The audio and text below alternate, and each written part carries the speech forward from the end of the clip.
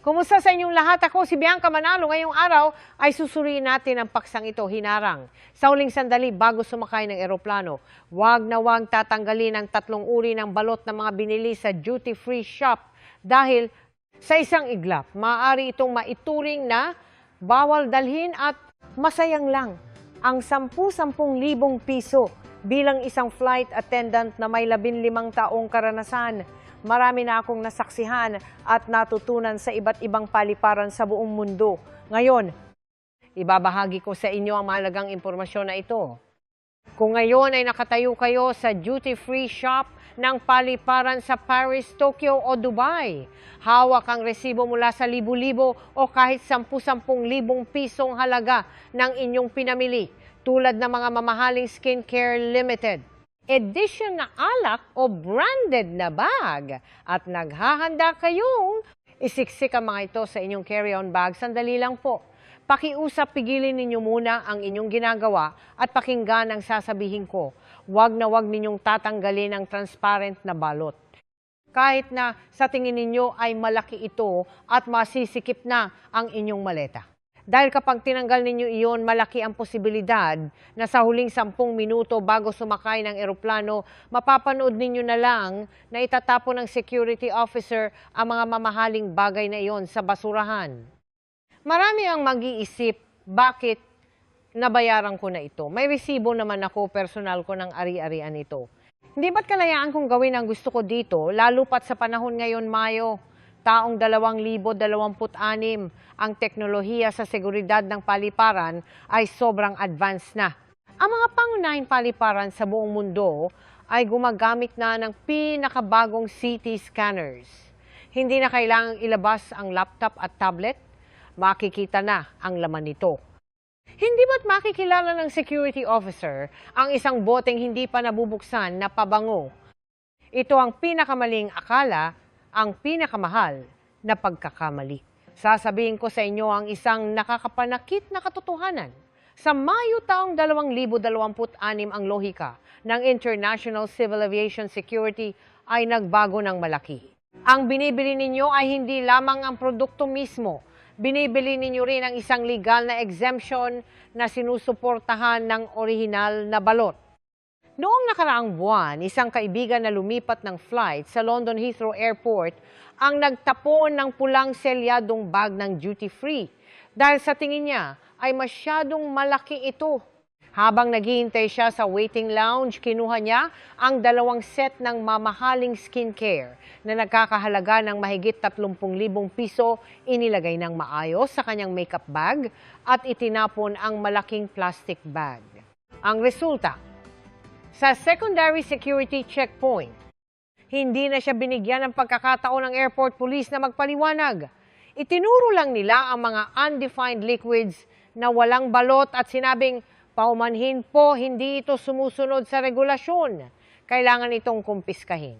Ang 30,000 piso ay direktang napunta sa recycling bin ng security checkpoint. Hindi man lang niya na naamoy ang pabango. Kung ayaw ninyong sa huling sandali bago sumakay ng eroplano, ay masayang lang ang libo-libong piso. Dahil sa simpleng pagtanggal ng balot, pakiusap pakinggan ninyong mabuti ang bawat salita ng video na ito. Ngayon, tatalakayin natin ang mga nakatagong panuntunan sa likod ng transparent na balot. Ipapaalam ko sa inyo ng detalyado kung bakit sa Mayo taong 2026 may 3 partikular na uri ng balot na hindi dapat galawin. Kung sa tingin ninyo ay makakatulong ang impormasyong ito, o kung nagpaplano kayong mag-travel sa ibang bansa, maaari na kayong mag-like, mag-save, at mag-subscribe sa channel na Lipad Kasama Senior ngayon. Sa ganitong paraan, maiiwasan ninyo ang mga mamahaling pagkakamali sa inyong pamimili sa buong mundo. Ang unang uri ng balot na tatalakayin natin ay ang pinakakaraniwan ngunit pinakamadaling ipagwalang bahala ang S-step sealed bag na may pulang selyo. Ang acronym na ito ay nangangahulugang Security Tamper Evident Pouch na siyang ginagamit ng duty-free counter staff para selyuhan ang inyong binili sa loob ng bag gamit ang makina o malakas na adhesive tape. Maraming manonood ang maaaring magsabi na pangit ito, masyadong plastic. at minsan ay dumidikit pa sa damit ang pulang selyo. Ngunit sa pinakabagong security guidelines and International Civil Aviation Organization, ang baga na ito ang inyong Tenjin Minsi Kimpai Death Exemption Token kapag tumatawid kayong international borders. Maaaring nagtataka kayo kung bakit sa Mayo, taong 2026, umaasa pa rin tayo sa ganitong uri ng plastic bag na mukhang luma. Hindi ba't mayroon ng scanners na kayang mag-analyze ng molecular structure ng liquid? Tama, umunlad nga ang teknolohiya, ngunit ang interstate legal recognition agreements ay hindi kasing bilis ng inaakala ninyo. Kailangan ninyong maunawaan ang lohika. Kapag bumili kayo ng isang 500 mililitro 500 ml na bote ng whiskey sa isang bansa at magpapalit kayo ng flight sa ibang bansa pa uwi, paano malalaman ng security officer sa transit country na ang likidong ito ay binili sa security zone ng departure airport at hindi ninyo ito ipinalit ng mapanganib na likido habang naghihintay sa pamamagitan ng inyong gusot-gusot na resibo? Hindi malinaw. Maaaring pekein o hiramin ang resibo sa pamamagitan ng scanner. Bagaman makumpirma ng scanner na hindi ito madaling masunog o sumabog, hindi nito makukumpirma ng item ay sumusunod sa closed-loop management ng duty-free items. Tanging ang sealed bag na ito kapag may kahit kaunting gusot, hiwa o bakas ng pagkasira sa pulang selyo ay nangangahulugan na naputol ang security chain. Kapag naputol ang chain ng bote ng alak na ito sa legal na aspeto, ay hindi na isang protektadong duty-free item, kundi isang undefined liquid na higit sa 100 mililitro 100 ml. Sa anumang international transit station sa buong mundo, ang undefined liquid na higit sa 100 mililitro 100 ml ay may isang paraan lamang ng paghawak agad itong itatapon. Dito kailangan kong ibahagi ang isang napakalungkot na totoong pangyayari. Isang ginang cruise sa simula ng Mayo ngayong taon ay bumalik sa Pilipinas mula sa Paris. Bumili siya ng ilang limited edition na pabango sa duty-free shop ng Charles de Gaulle Airport. Dahil hand-carry ang kanyang bagahe at sa tingin niya ay masyadong maraming hangin sa plastic bag na nakakasikip habang kumakain ng hapunan sa waiting lounge. Matalino niyang ginamit ang kuko para buksan ang selyadong bag. Kinuha ang mga kahon ng pabango at isiniksik sa kanyang backpack nang dumating siya sa Dubai para sa transit at dumaan sa secondary security check, nag-alert ang security machine. Hiniling ng security officer na buksan ang bag. Nang ilabas ni Ginang Cruz ang mga pabango, tinanong lang ng officer nasaan ang orihinal na selyadong bag. Dali-daling ipinakita ni Ginang Cruz ang sirang plastic bag na binuksan niya. Umiling ang officer at napagpasyahan na kumpiskahin ang 5 bote ng pabango. Umiyak si Ginang Cruz. Ipinakita niya ang resibo at sinabing, "Tingnan ninyo, may resibo ako. Hindi pa nga nabubuksan ang seal ng pabango. Bakit hindi pwede?" Malamig na sumagot ang officer. Sa sandaling nabuksan ang panlabas na bag na ito, ang nilalaman nito ay hindi naprotektado ng exemption sa ilalim ng batas.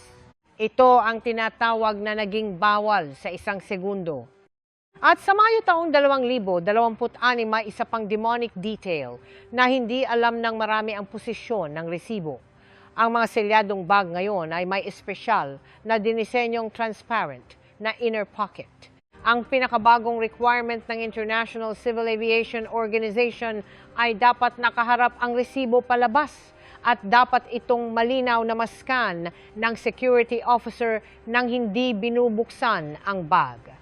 Kung inilagay ninyo ang resibo sa loob ng kahon ng pabango para maganda tingnan o binaligtad ang resibo para hindi makita ang nilalaman, may karapatan ang security officer na hilingin sa inyo na bumalik sa duty-free shop para iparipak ito o direkta itong kumpiskahin.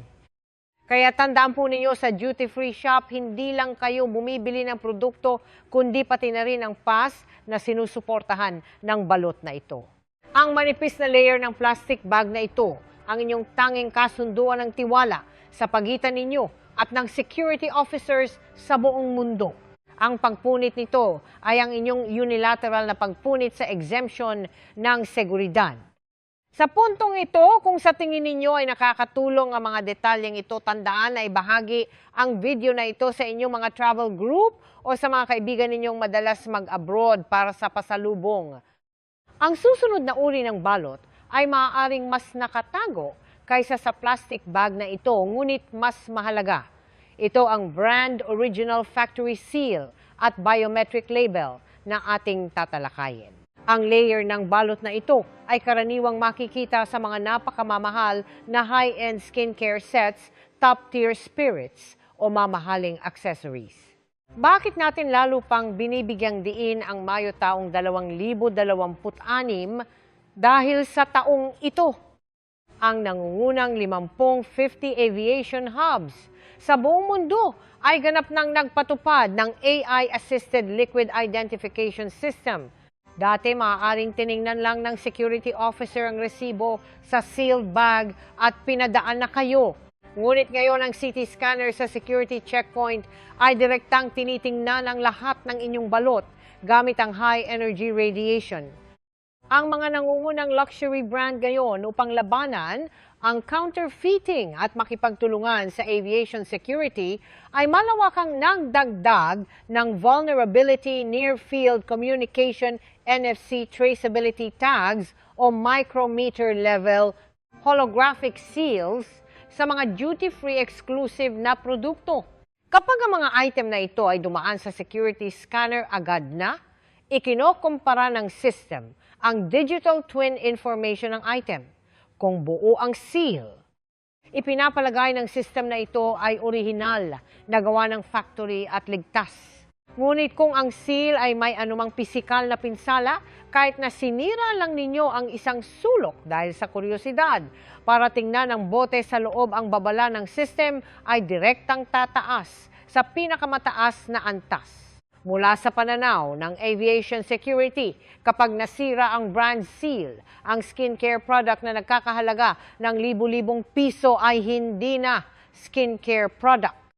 Ito ay ituturing na isang dangerous chemical liquid na may hindi kilalang sangkap at maaaring napalitan ng liquid explosives. Narito ang isang nakakasakit sa pusong totoong halimbawa, isang kolektor na madalas bumiyahe sa Europa at Amerika ang bumili ng isang napakamahal na bote ng Louis DS-30 Remy Martin sa Dubai Airport.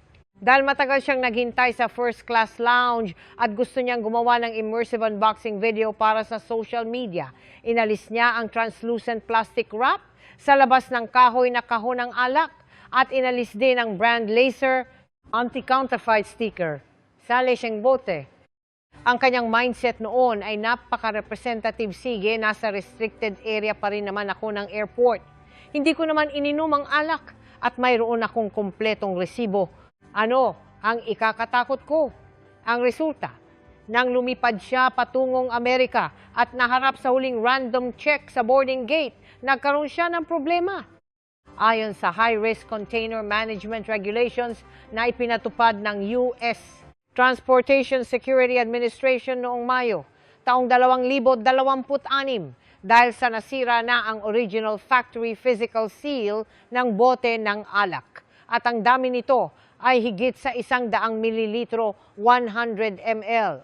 Hindi na makumpirma ng security officer sa pamamagagitan lang ng pagtingin kung may liquid explosives na naipasok sa loob dahil sa napakakapal na disenyo ng limited edition na bote ng alak. Hindi rin nakatulong ang handheld component scanner para makita ang laman sa loob ng crystal bottle.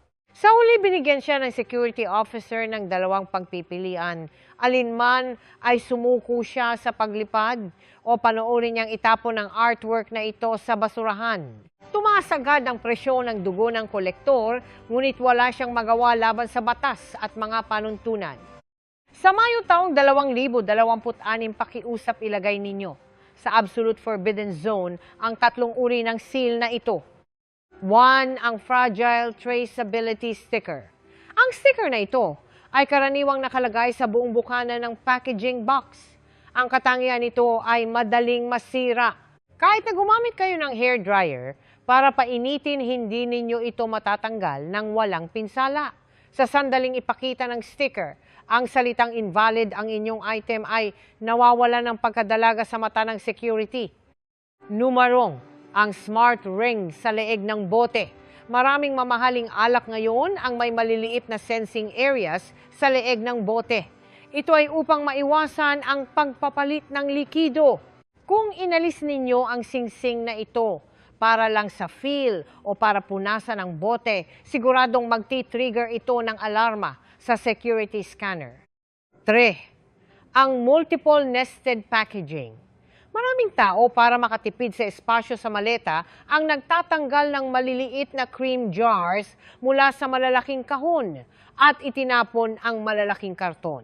Sa Mayo taong 2026 na digital regulation ito ay isang malaking pagkakamali dahil madalas ang security system ay nag-i-scan para sa kabuuang integridad ng balot kapag hawak lang ninyo ang isang hubad na bote sa security check at walang suporta mula sa identification code sa original factory outer box, hindi ninyo mapapatunayan ang legal na pinagmulan ng item.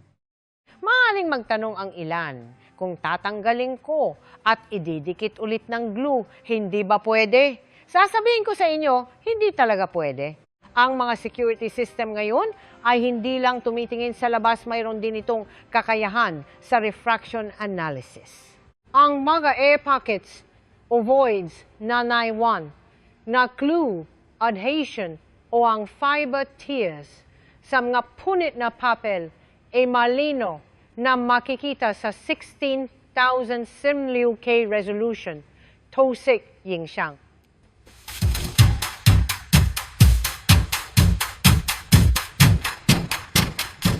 Ang lohika ng security officer ay napakasimple. Ang isang normal na pasahero ay walang dahilan upang sirain ang mamahaling original factory seal bago sumakay ng eroplano. Kung sinira ninyo, nangangahulugan ito na mayroong kayong pangangailangan para sa pagpapalit na isang potensyal na banta. Kaya sa panahong ito kung saan packaging is justice, may ilang sticker na kapag tinanggal ang napakamahal na item ay agad na magiging walang halaga. Ang binibili ninyo ay hindi lamang ang likido, kundi pati na rin ang layer ng tiwala na sinusuportahan ng brand at ng Civil Aviation Authority. Para masiguro ang lahat, iminumungkahi ko sa inyo na pagkatapos ninyong magbayad sa duty-free shop, sundin ninyo ang 3 hakbang na ito. Una, static inspection. Bago ilagay ng counter staff sa bag, kumpirmahin kung may natural na bitak ang original factory seal. Kung mayroon, kailangan ninyong ipapalit ang item dahil ang bitak na ito ay maaaring magdulot para harangin kayo ng security pagkalipas ng kalahating oras. Pangalawa, picture record.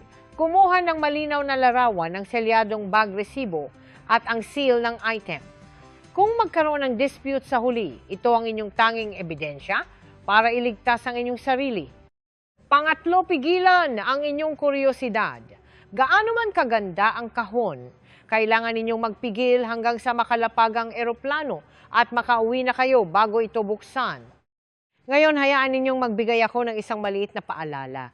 Kung sa tingin ninyo ay nakakatulong ang mga hardcore dry goods na ito para sa inyong travel planning, pakiusap, mag-subscribe sa channel na Lipad kasama Senior at i-click ang notification bell.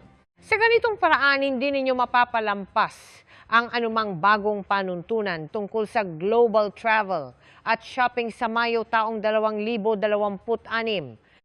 Ang inyong suporta ang aking motibasyon upang patuloy na makapagbigay ng mataas na kalidad na nilalaman. Ngayon papasok na tayo sa pinakamakapangyarihang bahagi ng buong video at ito ang pinakamahalaga para sa inyong wallet at credit record. Ito ang ikatlong uri ng balot na ating tatalakayin, ang digital tax controlled packaging. Kung ang unang dalawang bahagi ay tungkol sa seguridad at kung pwede ba itong dalhin sa eroplano, ang bahaging to ay tungkol sa legal na issue kung babayaran ninyo ba ang multa hanggang sa kayo ay mabangkarote. Pagsapit ng Mayo taong 2026, nagkaroon ng revolusyon sa global travel retail industry. Pinangunahan ng Japan, South Korea at ilang bagong duty-free zones, ganap na ipinatupad ang full-chain digital tax control system. Nangangahulugan ito na ang balot na hawak ninyo ay hindi lamang isang container. Ito ay isang 24-hour networked electronic monitoring device.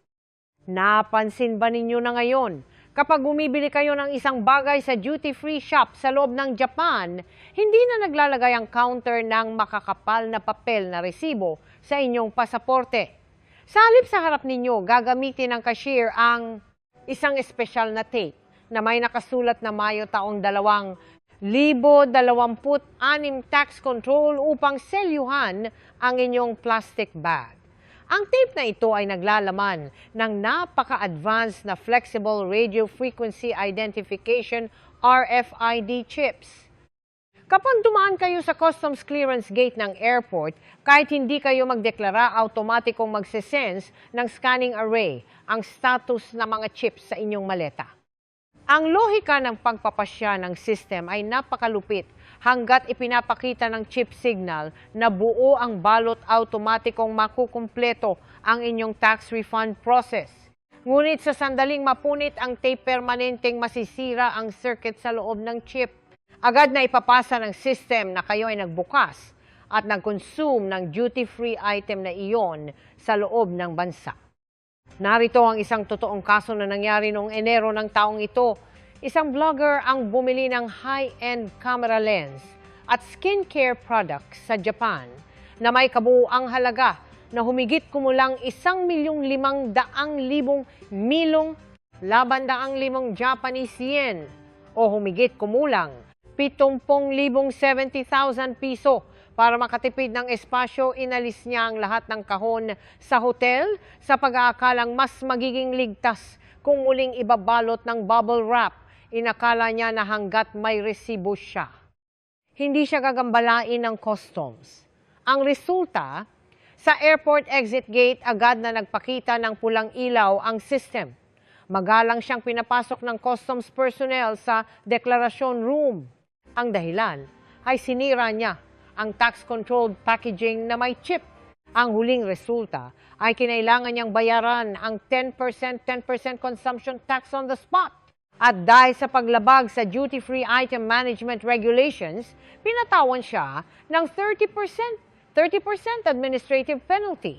Ang mas masahol pa, ang impormasyon ng kanyang pasaporte ay naitala sa dishonest passenger list ng lokal na autoridad. Sa susunod na 5 taon, hindi na siya makaka-enjoy ng anumang duty-free privileges sa bansang iyon. Ito ang dahilan kung bakit sinabi ko na ang duty-free packaging ngayon ay hindi lamang isang container, kundi isang electronic handcuff na konektado sa customs database. Huwag na huwag ninyong sisirain ang mga ito para lang maglaan ng kaunting espasyo sa inyong maleta dahil ilalagay ninyo ang inyong sarili sa blacklist at babayaran ninyo ng doble ang perang inyong natipid. Bakit napakahigpit na mga patakaran ngayon? Dahil ang pasalubong selling at secondary resale ay umabot sa historical peak sa nakalipas na ilang taon. Para matugunan ang butas na ito, ginawa ng mga pamahalaan ang packaging integrity bilang tanging legal na pamantayan para matukoy kung ang isang item ay para sa personal use at intended for departure. Sa mata ng customs, ang isang duty-free item na may sirang balot ay katumbas ng isang ordinaryong item na nakapasok na sa local market. Lahat ng duty-free privileges na inyong na-enjoy dati ay magiging tax evasion sa sandaling mapunit ang balot. Ngayon, maaaring nagsisimula ng pawisan ng ilang manonood, iniisip, naku, nabuksan ko na, nasa waiting lounge ako ngayon, ano ang gagawin ko? Bagaman mahigpit ang mga panuntunan sa Mayo, taong 2026 hanggat, hindi pa kayo nakakasakay sa eroplano, May 3 lifelines pa rin kayong pwedeng kapitan. Ang unang opsyon ay emergency checked baggage. Kung napansin ninyo na sirado ang balot ng inyong duty-free item, ngunit hindi pa kayo nakakadalo sa security check o nasa labas pa kayo ng security area sa lobby, maaari kayong bumalik agad sa check-in counter ng airlines. Bagaman maaaring kailangan ninyong magbayad ng dagdag para sa sobrang timbang ng bagahe, mas mura pa rin ito kaysa sa kumpiskahin o pagmultahin. Ang paglalagay ng mga nabuksan na cosmetics sa checked baggage ay sumusunod sa karamihan ng International Civil Aviation Security Laws dahil walang limitasyon sa likido sa cargo hold tulad ng sa hand carry. Ang pangalawang opsyon ay gamitin ang mga smart parcel lockers na laganap sa mga paliparan ngayon. Ang mga malalaking paliparan tulad ng Singapore, Changi, Beijing, Daxing o Shanghai Pudong ay karaniwang mayroong smart express stations sa tabi ng security checkpoint. Kung naharang kayo, wag na wag ninyong itatapon agad sa basurahan. Sayang ang item. Maaari ninyong piliing ipadala ito sa inyong domestic address. Bagaman mataas ang gasto sa international shipping at maaaring kailanganing magbayad ng kaunting buwis, masisigurado ninyo na mananatili ang inyong mahalagang item. Ang pangatlong opsyon ay maghanap ng on-site remedial resealing station. Ngayon, may ilang high-end na paliparan tulad ng Dubai o Hong Kong na mayroong ganitong serbisyo sa central area ng duty-free shop.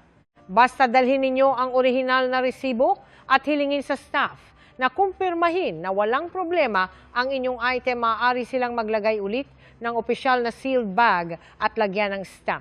Bagaman may bayad na ilang $10 para sa serbisyong ito, ito ang pinakamura at pinakamahalagang insurance na inyong mabibili sa buhay ninyo. Ang video na ito ay malapit nang matapos. Muli nating pagbubuod ang prinsipyo ng 3 huwag tanggalin. Una, huwag tanggalin ang sealed bag na may pulang selyo. Ito ang inyong security contract para makapasa sa security check. Pangalawa, huwag tanggalin ang original factory seal at biometric label. Ito ang inyong technological endorsement upang patunayan ang inyong integridad. Pangatlo, huwag tanggalin ang digital tax controlled identification tag. Ito ang inyong digital credit para sa pagsunod sa batas. Kadalasan, para saan ba tayo naglalakbay? Para ba makita ang mas malawak na mundo o para maging kuripot sa ilang 10 mililitro ng lotion o ilang daang pisong pagkakaiba sa presyo? Ang pagtitipid ay isang karunungan, ngunit ang paggalang sa mga patakaran ay isang kagandahang asal. Ang mga patakaran sa balot ng International Civil Aviation ay tila nililimitahan ang ating kalayaan, ngunit sa totoo lang, pinoprotektahan nito ang seguridad ng bawat isa sa atin. Kung walang mga mahigpit at tila matigas na pamantayan sa balot na ito, maaaring harapin natin ang mas mahabang pila sa security check o mas seryosong panganib sa aviation security. Umaasa ako na ang bawat isa sa aking mga tagapakinig ay makakauwi ng masayang trophy sa bawat biyahe sa Mayo taong 2026 at hindi mag-iiwan ng luha ng pagsisisi sa security checkpoint. Kung sa tingin ninyo ay nakakatulong ang video na ito, pakiusap mag-like at mag-subscribe. Ang bawat interaksyon ninyo ay ang aking pinakamalaking suporta. Kung may plano kayong mag-abroad sa susunod na linggo, pakiusap ibahagi ang video na ito sa inyong mga travel buddies. Huwag hayaan na ang simpleng pagtanggal ng balot ay maging pinakamalaking pagsisisi sa inyong perpektong bakasyon. Tandaan, ang balot ay may halaga, ngunit ang pakiramdam ng ligtas at masarap na pag-uwi ay walang katumbas. Salamat sa panonood. Magkita-kita tayo sa susunod na video.